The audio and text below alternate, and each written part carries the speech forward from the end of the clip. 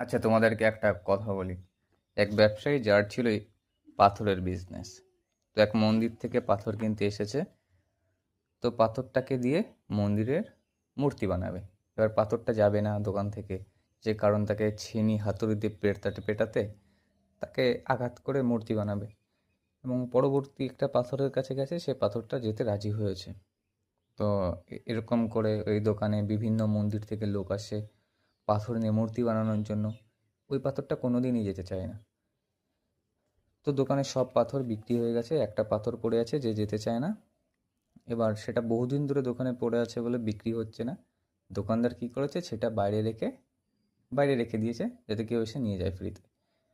তো এক মন্দির থেকে এসে পাথরটাকে নিয়ে গেছে। এবার কি করার জন্য নিয়ে গেছে মন্দিরের নারকেল ফাটানোর জন্য।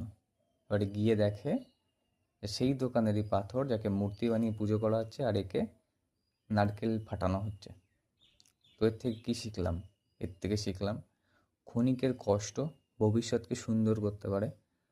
আর এখন যদি সুখে থাকতে চাও, তাহলে ভবিষ্যৎটা সারা জীবন কষ্ট করে যেতে হবে।